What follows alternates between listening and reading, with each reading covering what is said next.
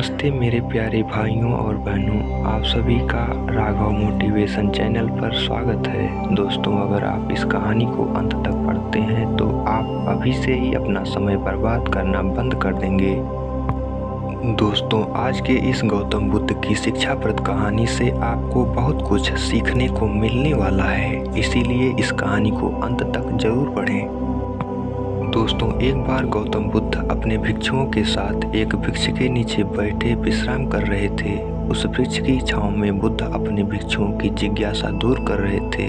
बुद्ध के सभी भिक्षु एक एक करके उनसे प्रश्न पूछ रहे थे और गौतम बुद्ध उनके प्रश्नों के उत्तर दे रहे थे। बुद्ध के उन भिक्षुओं में कुछ भिक्षु ऐसे भी थे जो कुछ समय पहले ही संघ से जुड़े हुए थे, जिसके कारण अभी उनके भीतर वह समझ पैदा नहीं हुई थी जो गौतम बुद्ध के प्रवचनों को समझ सके। गर्मियों का समय था, सूरज अपने चरम पर था और चारों तरफ धूप ही धूप थी, लेकिन उस वृक्ष के कारण बुद्ध और उनके सभी भिक्षु आराम से छांव में बैठे हुए थे।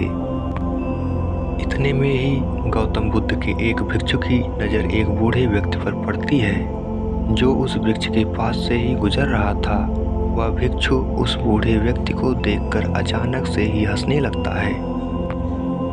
उस बूढ़े व्यक्ति की उम्र बहुत ज़्यादा हो गई थी, जिसके कारण उसकी कमर झुक गई थी। उस बूढ़े व्यक्ति के हाथ में एक डंडा था, जिसका सहारा लेकर के वो बूढ़ा व्यक्ति अपनी मंजिल तक पहुंचने का प्रयास कर रहा था। उस बूढ़े व्यक्ति का शरीर केवल हड्डियों का ढांचा मात्र था। अपने भिक्षु को हंसते हुए देख बुद्ध उससे कहते हैं कि मेरे प्रिय भिक्षुओं, कृपा कर हंसो मत, क्योंकि जिस व्यक्ति को देखकर तुम अभी हंस रहे हो वो कोई साधारण व्यक्ति नहीं है, बल्कि वह व्यक्ति इसी क्षण तुम्हारे जीवन को रूपांतरित करने की क्षमता रखता है। जो आज तक मैं तुम्हें सिखा नहीं पाया, वह यह बूढ़ा व्यक्ति तुम्हें सिखा रहा है। इसके द्वारा दी गई सीख को बेकार ना करो।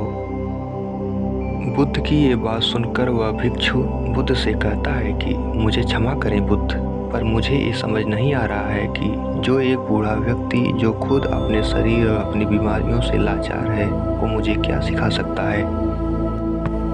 फिर बुद्ध उस भिक्षु से कहते हैं कि ये बूढ़ा व्यक्ति तुम्हें तुम्हारा भविष्य दिखा रहा है। जिस बुढ़ापे को और लाचारी को देखकर तुम अभी हंस रहे हो, वो बुढ़ापा और लाचारी तुम्हारे जीवन में भी आने वाली है।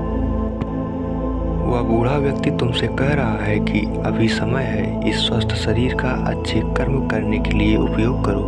अगर तुम्हारा ये स्वस्थ शरीर तुम्हारे हाथ से निकल गया तो फिर से वापस नहीं आएगा।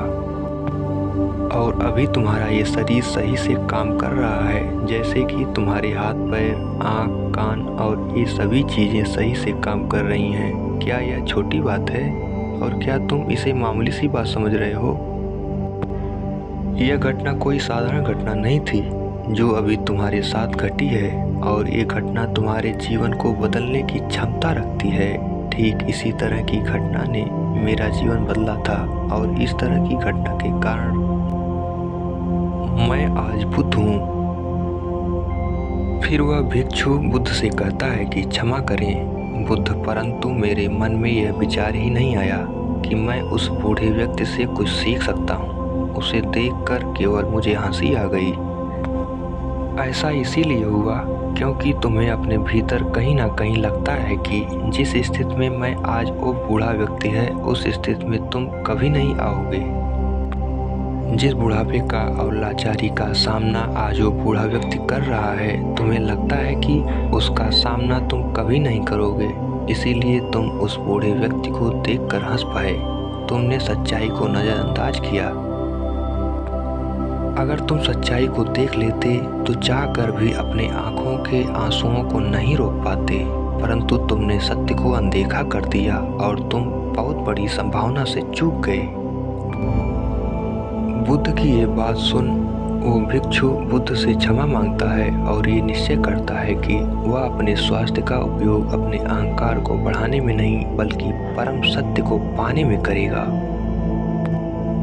दोस्तों, जो लोग इस कहानी को पढ़ रहे हैं, वो हो सकता है कि आप बड़ी बड़ी समस्याओं में हों, या हो सकता है कि आप परेशानी में हों, लेकिन फिर भी एक बात को हमेशा ध्यान में रखना है कि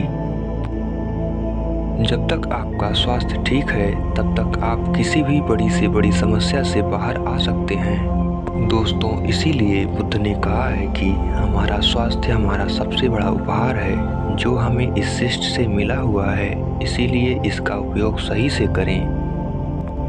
दोस्तों, आपको यह गौतम बुद्ध की शिक्षाप्रद कहानी कैसी लगी, कृपया हमें नीचे कमेंट बॉक्स में कमेंट करके ज़रूर बताएं। और आपको यह कहानी पसंद आई होगी तो इस कहानी को अपने दोस्तों के साथ अवश्य शेयर कीजिए ताकि और लोगों को भी गौतम बुद्ध की शिक्षाप्रद कहानी पढ़ने को मिल सके। तो दोस्तों, आज यहीं तक बस इतना ही। हमारे इस चैनल राघव वॉइस को लाइक, शेयर एवं सब्सक्राइब करना न भूलें। हमारे चैनल पे आने के लिए आपका धन्यवाद। आपका दिन शुभ हो।